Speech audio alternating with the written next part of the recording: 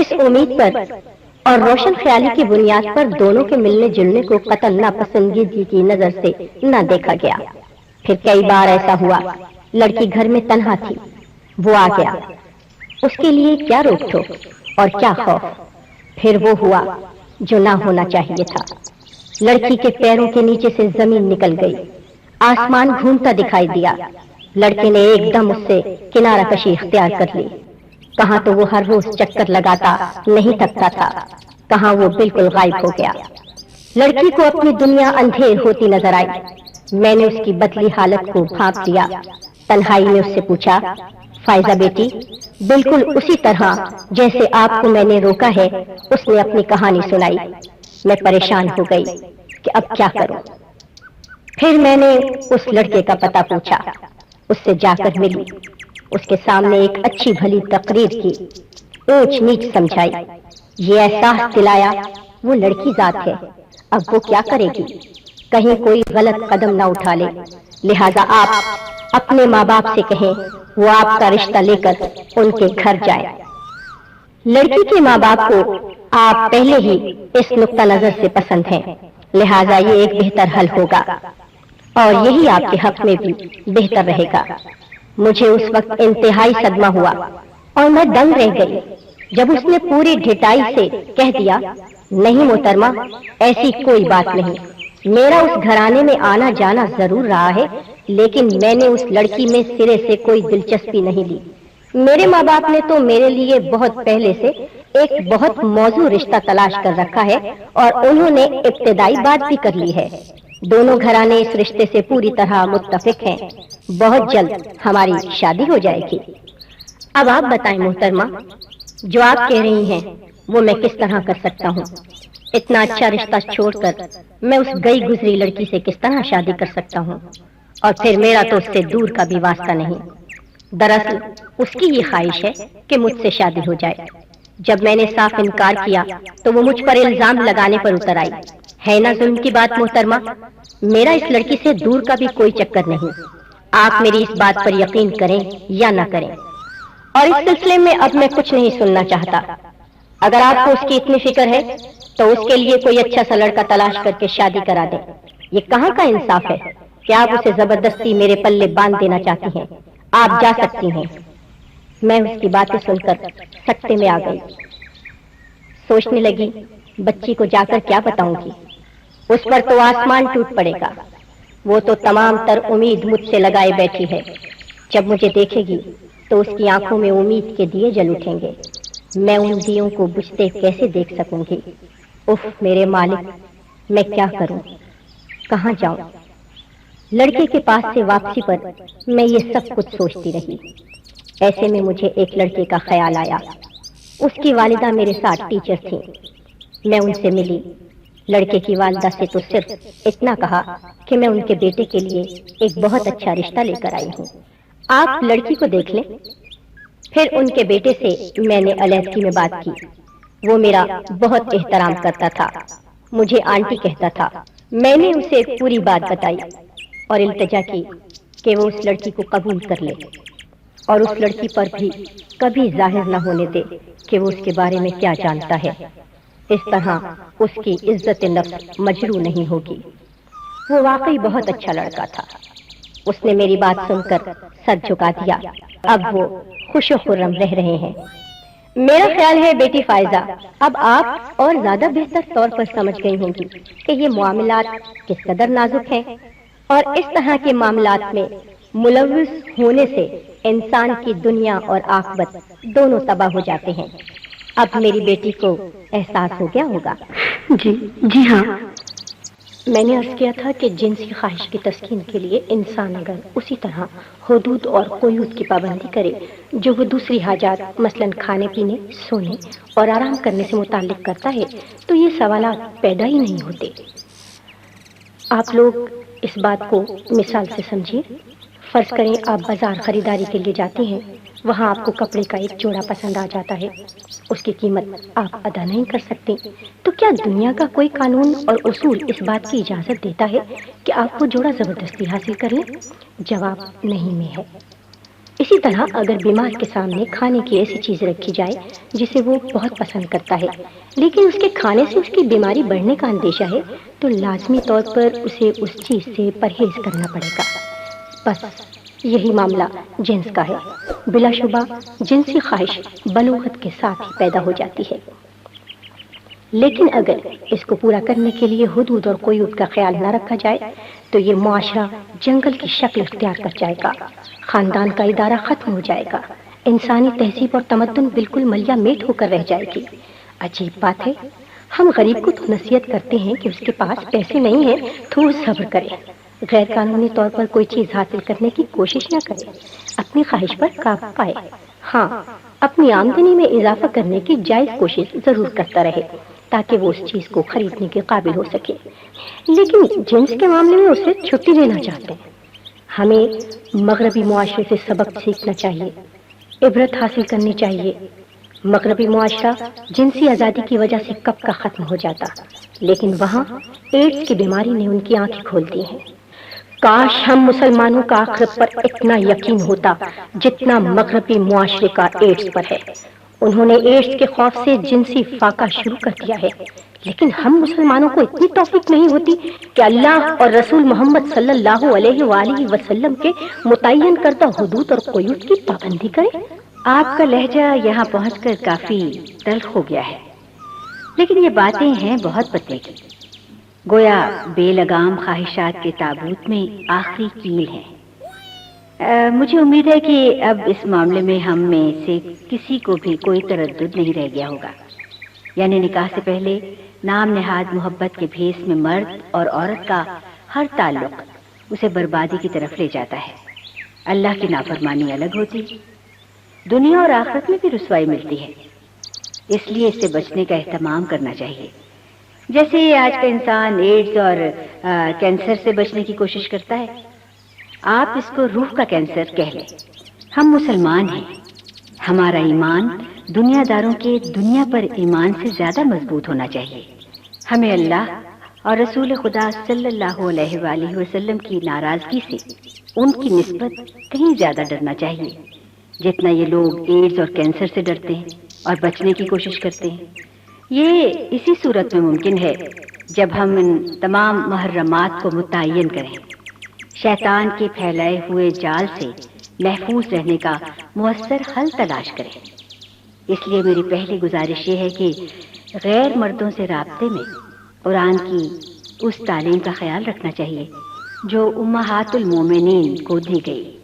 اللہ تعالیٰ کی جانب سے ان عالی مرتبت خواتین کو یہ حکم دیا گیا۔ سورۃ احزاب میں اللہ تعالیٰ فرماتے ہیں، کسی سے نرم آواز میں بات نہ کرو، ورنہ جس شخص کے دل میں مرض ہے وہ کوئی امید لگا بیٹھے گا۔ اب قرآن کے اس حکم کا یہ مطلب ہرگز نہیں کہ خواتین مردوں سے غیر شائستہ اور غیر مہذب طریقے سے گفتگو کریں۔ قرآن کا منشا صرف یہ ہے کہ عورت کی آواز میں غیر ضروری نرمی نہیں ہونی چاہیے کہ مخاطب کسی فضول بات کا حوصلہ پا سکے، اس لیے کہ گفتگو ہی وہ دروازہ ہے جس سے ہر طرح کے معاملات کا آغاز ہوتا ہے۔ اگر اس دروازے پر شرم و حیا، وقار اور خدا خوفی کا تالا لگا ہوگا تو کسی کو اندر آنے کی جرت نہیں ہوگی۔ بہت خوب، بات بالکل واضح ہو گئی۔ اس سلسلے میں دوسری اہم بات یہ ہے کہ ہمیں صرف خاندان اور معاشرے کا ہی خیال نہیں رکھنا چاہیے، بلکہ ہمارے دل میں سب سے زیادہ خوف اللہ کا ہونا چاہیے۔ اللہ کا خوف ہرگز کوئی نفسیاتی بیماری نہیں، بلکہ اللہ والوں کا معروف مقولہ ہے کہ اللہ کا خوف عقل مندی کی معراج ہے۔ اس لیے رابطہ ٹیلی فون سے ہو یا فیکس سے، خط سے ہو یا ای میل سے، ہمیں اس غلط فہمی میں مبتلا نہیں ہونا چاہیے کہ ہمیں کوئی نہیں دیکھ رہا۔ اگر ہمارا یہی گمان ہے تو پھر صاف ظاہر ہے کہ اللہ تعالیٰ کے فرامین پر ہمارا کوئی ایمان نہیں۔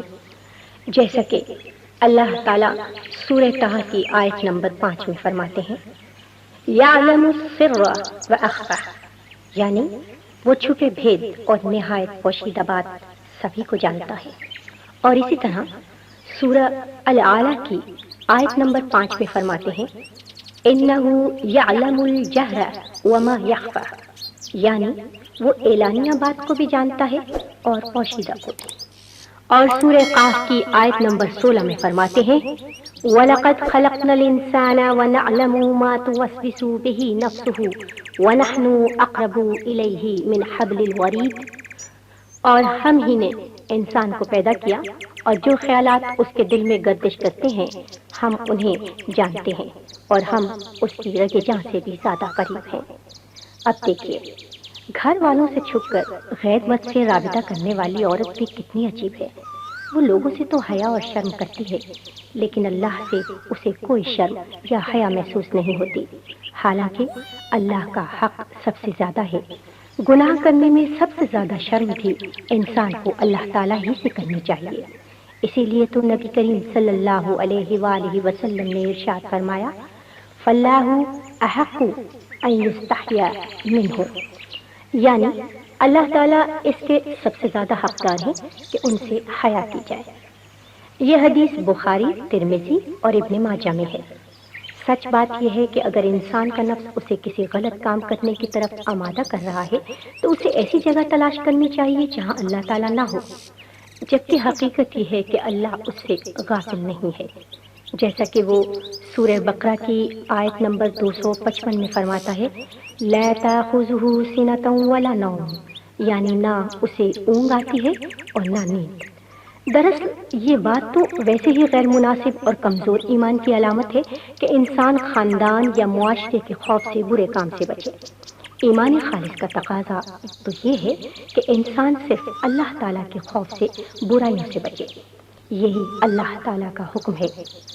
سورہ آل عمران کی آیت نمبر 175 میں ارشاد ہے فَلَا تَخَافُوهُمْ وَخَافُونِ، یعنی لوگوں سے مت ڈرو بلکہ مجھ سے ڈرو۔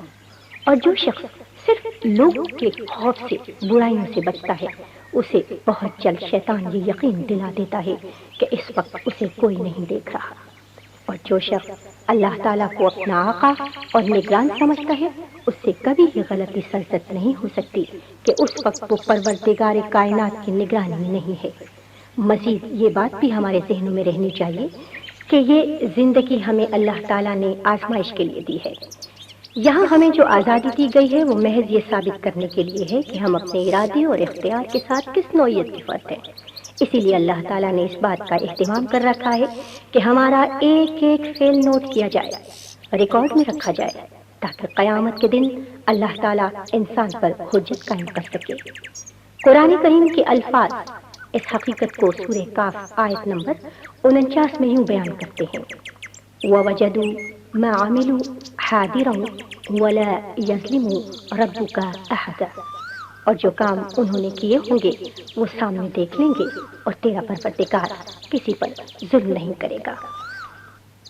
میں سمجھتی ہوں ہمیں ان وجوہات کا بھی یقین کرنا چاہیے جن کی وجہ سے اس قسم کے حادثات جنم لیتے ہیں جن کا اظہار آج یہاں کیا گیا ہے، اور میرے مطالعے اور مشاہدے کی حد تک اس کی زیادہ تر وجوہات دو ہیں، ایک فراغت، دوسری بری صحبت۔ فراغت دراصل ایک دو دھاری تلوار ہے، انسان فارغ ہو، اس کا ذہن خالی ہو تو وہ شیطان کا گھر بن جاتا ہے، اور انسان اس فراغت سے انجوائے کرنے کے لیے طرح طرح کے طریقے ڈھونڈتا ہے۔ ہماری نوجوان لڑکیوں نے بھی اپنی فراغت کے لیے مختلف طریقے تلاش کیے ہیں۔ کچھ ذہنوں کو خراب کرنے والے ڈائجسٹ اور لچر قسم کے رسائل و جرائد کا مطالعہ کرتی ہیں، اور کچھ ٹی وی اور ریڈیو سے دل بہلاتی ہیں، کچھ فیشن کے نت نئے طریقے اپنانے اور بازاروں کا سروے کرنے کو زندگی سمجھے ہوئے ہیں، اور کچھ حسب توفیق بیک وقت تمام مشاغل کو اپنائے ہوئے ہوتی ہیں۔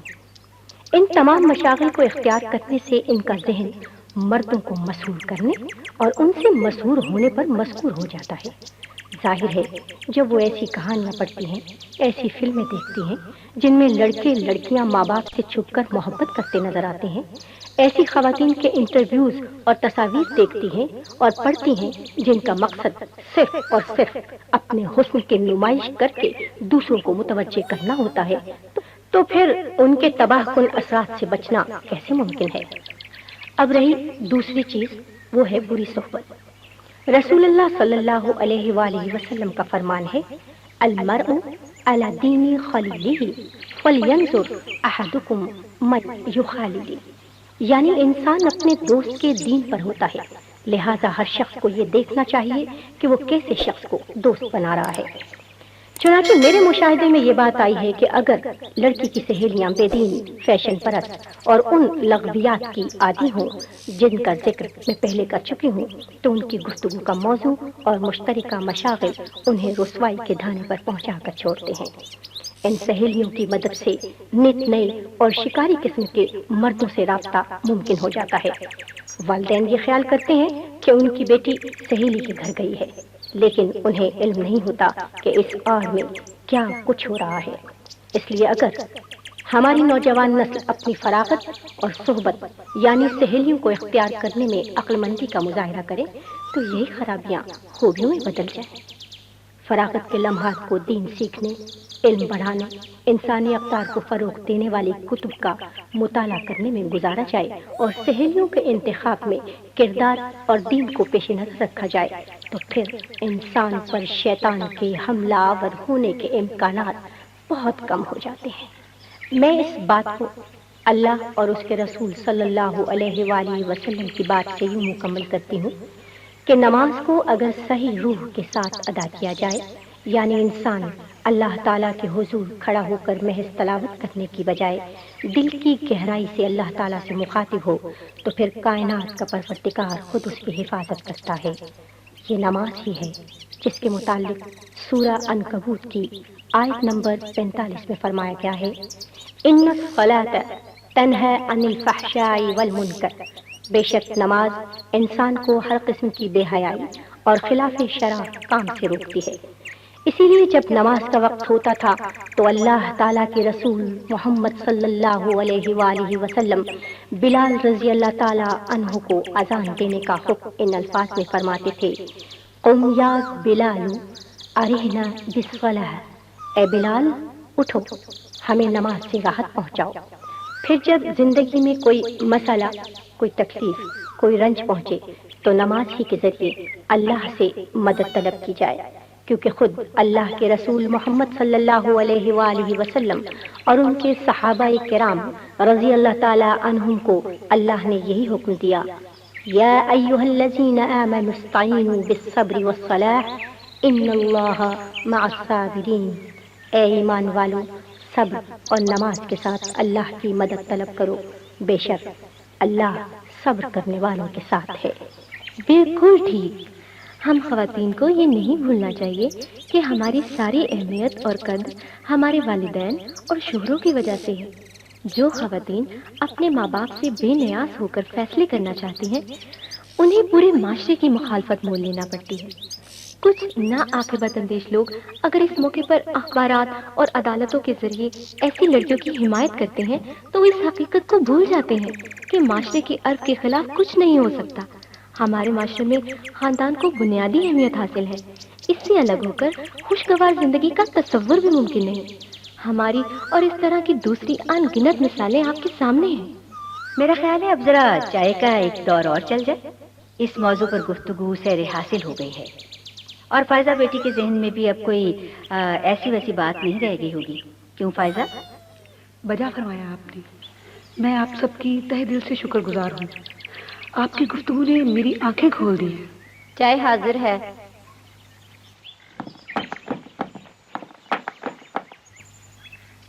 تمام مہمان جا چکے فائزہ، اگر آپ اپنے فیصلے پر ثابت قدم رہیں تو پھر تمہیں کوئی بھی دنیا کی بہترین متاع بننے سے نہیں روک سکتا، اس لیے کہ اللہ کے رسول صلی اللہ علیہ وآلہ وسلم نے ارشاد فرمایا ہے، دنیا زندگی کا سامان ہے اور اس میں سب سے بہتر سامان نیک عورت ہے۔ میں اپنی دل کی کیفیت کو الفاظ کا روپ تو نہیں دے سکتی، لیکن اتنا ضرور کہوں گی کہ گھر جا کر اپنا سر اپنے پروردگار کے حضور ڈال دینا چاہتی ہوں۔ جائیں فائزہ، اللہ آپ کو خوش رکھے اور ہر مصیبت سے محفوظ رکھے، آمین۔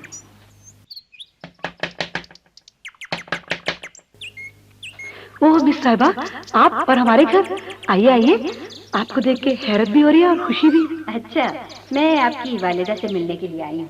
آئیے آئیے، تشریف لائیے، میں امی کو بلاتی ہوں۔ अम्मी जान, इधर आइए, देखिए तो हमारे घर कौन आया है। अभी आई बेटी। ओह, ये आप हैं, फायजा की टीचर साहबा। फायजा तो आपकी बातें करते नहीं थकती। इसकी बातें सुन सुनकर मुझे भी आपसे मिलने का बहुत इश्तियाक हो गया। मेरा नाम हमीदा है। और मिस साहिबा, ये मेरी बड़ी बहन खालदा है। अस्सलाम वालेकुम। वालेकुम अस्सलाम। आप दोनों से मिलकर बहुत खुशी हुई। ऐसा महसूस होता है कि खालदा साहिबा की अभी शादी नहीं हुई। हाँ? जी नहीं, अभी ये गैर शादीशुदा है। अच्छा, मैं आपसे अलहदगी में कुछ बात करना चाहती हूँ। जी अच्छा। बच्चियों, तुम अपने कमरे में चली जाओ। जी अच्छा। जी, अब फरमाएं। मोहतरमा, मैं फायजा की टीचर हूँ। इस हैसियत से मैं आपको मशवरा देने आई थी कि आपको अब उसकी शादी की फिक्र करनी चाहिए। जी, खुदा न खास्ता, क्या कोई ऐसी वैसी बात हुई है? नहीं, परेशान होने की जरूरत नहीं है। आपकी बच्ची माशाअल्लाह बहुत नेक और समझदार है। मैं तो उसके साथ खास ताल्लुक की बिना पर आपको ये मशवरा देने आई हूँ और आपकी तवज्जो शरीयत के इस हुक्म की तरफ दिलाना चाहती हूँ कि वालिदैन को औलाद की शादी उसकी बुलूगत के बाद जिस कदर जल्द मुमकिन हो कर देनी चाहिए। आपकी बात बिल्कुल बजा है, लेकिन आजकल मुनासिब रिश्ते कहाँ मिलते हैं। इनके वालिद साहब ने अपने दोस्तों से भी कह रखा है और मैं आपकी शुक्रगुजार हूँ। आपने फायजा को अपनी बेटी समझते हुए दिलचस्पी ली। आपके इल्म में कोई मुनासिब रिश्ता है तो जरूर बताएं। अब अगर ये आप ख्याल कर रही हैं कि मैं फायजा के लिए कोई रिश्ता लाई हूँ तो ये बात नहीं है। हाँ, अगर बता दें कि आप किस किस्म का रिश्ता चाहती हैं तो शायद मैं आपके सिलसिले में कोई मदद कर सकूं। बात किस किस्म के रिश्ते की नहीं, माँ बाप तो बस ये चाहते हैं कि लड़का अच्छी शक्ल सूरत का हो, खानदान अच्छा हो, उसका मुस्तकिल रोजगार हो और बस। मुझे आपकी बात सुनकर हैरत हुई। जी, क्या फरमाया आपने? मैंने कहा मुझे आपकी बात सुनकर बहुत हैरत हुई है। लेकिन क्या मैंने कोई गलत बात कही? आपने लड़के के किरदार और दीनदारी के मुतालिक कोई बात नहीं की। मुझे हैरत इस पर है। ये मैंने इसलिए नहीं कहा कि फायजा आपके बारे में बताती रहती है, लिहाजा आप इस पहलू को नजरअंदाज कर सकती हैं। ये मैं कैसे सोच सकती हूँ? दुरुस्त फरमाया आपने। हमें अल्लाह ताला के रसूल सल्लल्लाहु अलैहि वसल्लम का यही हुक्म है कि रिश्ता करते वक्त दीनदारी को खानदान, दौलत, हुस्न, गरज हर चीज पर तरजीह देना चाहिए, इसलिए कि इस दुनिया में सब कुछ वो नहीं होता जो हम चाहते हैं। मोहतरमा, मुझे आप पर मुकम्मल एतमाद है, बल्कि अगर आप इसे बोझ ना महसूस करें तो मैं तो गुजारिश करूंगी आप मेरी दोनों बेटियों के लिए अच्छे घर देखिए। मैं इंशाल्लाह ऐसा ही करूंगी और बहुत जल्द आपको अपनी कोशिश के बारे में बताऊंगी। आपसे मिलकर मुझे अंदाजा हो गया कि आपके लिए रिश्ते तलाश करना ज्यादा दुश्वार नहीं। अब मैं इजाजत चाहूंगी। बहुत बहुत शुक्रिया। बेटी फायजा, इन्हें दरवाजे तक पहुंचाओ। जी अच्छा। हाँ तो फायजा, फिर तो उसका फोन नहीं आया? जी, 2-3 मरतबा आया, लेकिन मैंने उसकी आवाज सुनते ही रिसीवर रख दिया, इसके बाद नहीं आया। आपके सर्द रवैये ने उसे मायूस कर दिया। गोया अब आपकी उससे जान छूट गई, लिहाजा अल्लाह का शुक्र अदा करें। अल्लाह ने आपका पर्दा भी रखा है ना। अच्छा, अल्लाह हाफिज। जी हाँ, बिल्कुल। अल्लाह हाफिज।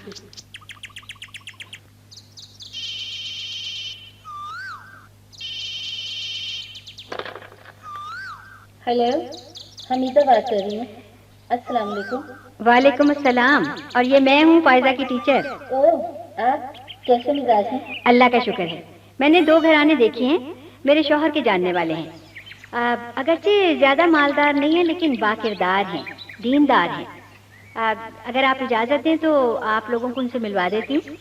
उनसे बात कर चुकी हूँ मैं। हाँ, दोनों घराने आपके यहाँ रिश्ता करने के लिए तैयार हैं। हाँ, मुलाकात के बाद आप तीनों घरानों को ज्यादा बेहतर अंदाजा हो जाएगा। लेकिन दोनों घराने बेजा रस्मों और फजूल खर्चियों के कायल नहीं हैं। जो कुछ करेंगे इस्लाम के दायरे में रह के करेंगे।